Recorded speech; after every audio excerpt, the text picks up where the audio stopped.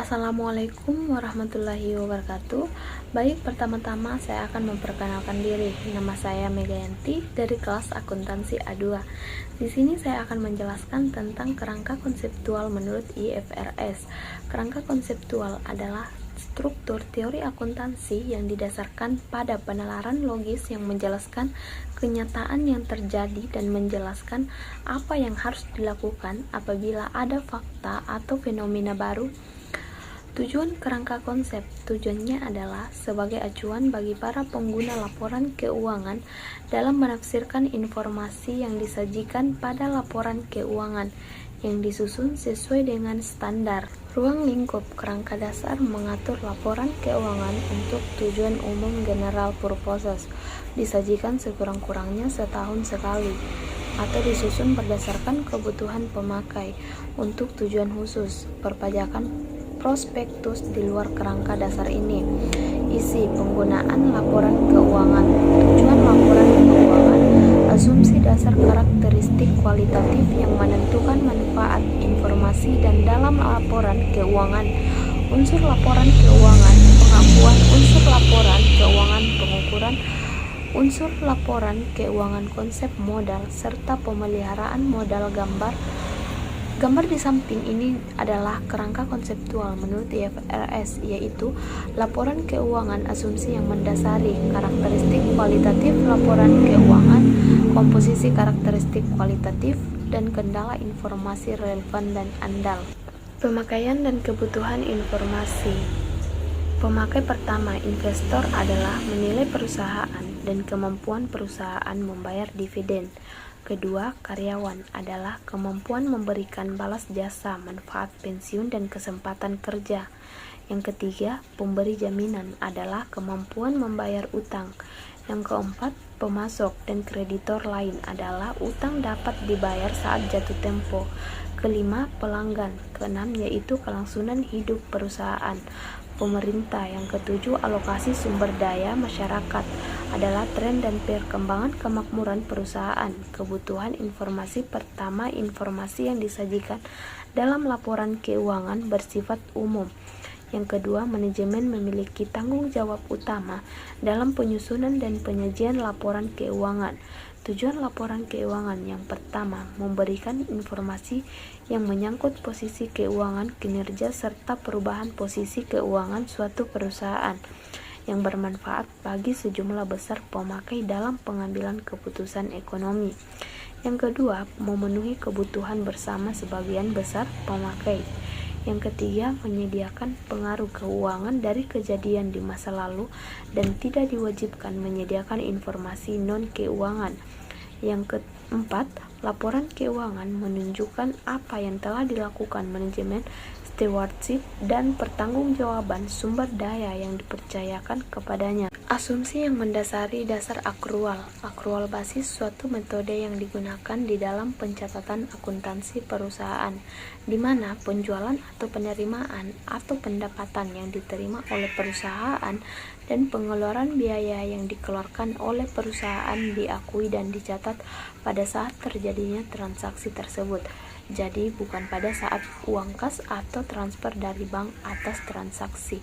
Transaksi tersebut diterima atau dibayarkan oleh perusahaan. Kelangsungan usaha suatu perusahaan merupakan kontinuitas akuntansi yang memperkirakan suatu bisnis akan terus berlanjut dalam jangka panjang dan tidak akan dilikuidasi dalam jangka. Karakteristik kualitatif laporan keuangan dapat dipahami.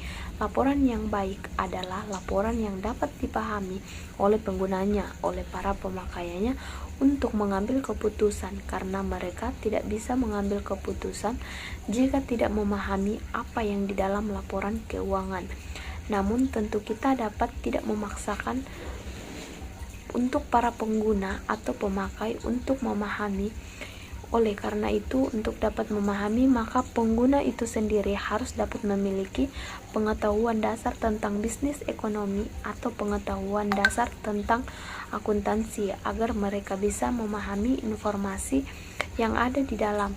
Relevan dalam artian berhubungan dalam informasi atau pengambilan keputusan sehingga informasi tersebut termasuk ekonomi pemakai untuk menegaskan hasil dari evaluasi di masalah. Maka dengan demikian informasi tersebut atau informasi akuntansi dapat digunakan untuk prediksi kinerja dan posisi keuangan di masa depan. Contohnya, bagaimana kemampuan perusahaan membayar dividen atau utang yang akan dibayar. Materialitas adalah besarnya nilai yang dihilangkan atau salah saji informasi akuntansi yang dilihat dari keadaan yang dapat mengakibatkan perubahan atas suatu pengaruh terhadap pertimbangan orang yang meletakkan kepercayaan terhadap mereka karena adanya penghilangan atau salah saji itu. Nilai prediksi artinya data yang dinilai saat ini dapat digunakan sebagai dasar untuk memprediksi kondisi di masa yang akan datang. Nilai konfirmasi yaitu informasi memiliki nilai konfirmasi jika informasi itu memberikan umpan balik mengenai evaluasi yang dilakukan sebelumnya. Keandalan adalah probabilitas bahwa satu produk akan bekerja sesuai dengan fungsi yang diinginkan tanpa ada kegagalan pada kondisi pengoperasian tertentu dan pada periode waktu tertentu. Yang pertama, substansi, yaitu menggauli bentuk, yaitu informasi akuntansi yang ada dalam laporan keuangan harus disampaikan sesuai transaksi dan realitas ekonomi, bukan hanya bentuk hukumnya. Yang kedua, netralitas, yaitu informasi yang disajikan sesuai dengan kebutuhan umum pemakai dan tidak bertanggung kepada kebutuhan tertentu dari sekelompok pemakai. Penyajian jujur. Jika informasi dimaksudkan untuk menyajikan dengan jujur transaksi serta peristiwa lain yang seharusnya disajikan, maka peristiwa tersebut perlu dicatat dan disajikan sesuai dengan substansi dan realitas ekonomi dan bukan hanya bentuk. Pertimbangan yang sehat. Informasi akuntansi yang disajikan harus berguna dalam menghadapi ketidakpastian ekonomi karena pertimbangan sehat mengandung unsur kehati-hatian dalam melakukan perkiraan.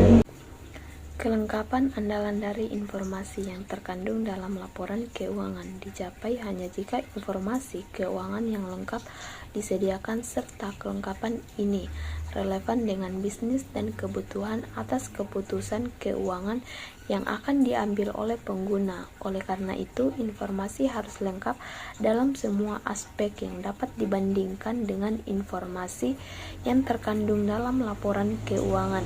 Akan lebih berguna jika dapat dibandingkan dengan laporan keuangan periode sebelumnya atau laporan keuangan entitas lainnya. Penyajian wajar. Laporan keuangan menyajikan dengan wajar laporan realisasi anggaran, laporan perubahan saldo anggaran, lebih neraca, laporan operasional, laporan arus kas, laporan perubahan ekuitas, dan catatan atas laporan keuangan.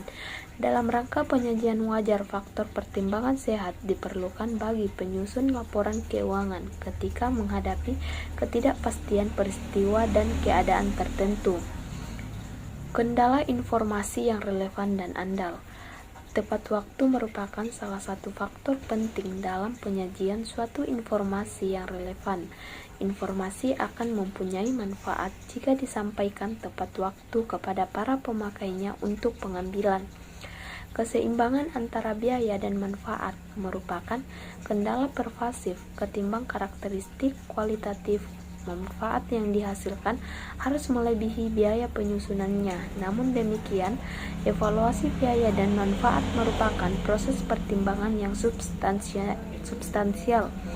Keseimbangan di antara karakteristik atau kualitatif memiliki tujuan untuk mencapai suatu keseimbangan yang tepat di antara karakteristik guna memenuhi tujuan laporan keuangan sektor publik dan kepentingan relatif dari berbagai karakteristik sejumlah kasus yang berbeda. Sekian dari saya, kurang lebihnya mohon dimaafkan. Billahi fisabilil haq fastabiqul khairat. Wassalamualaikum warahmatullahi wabarakatuh.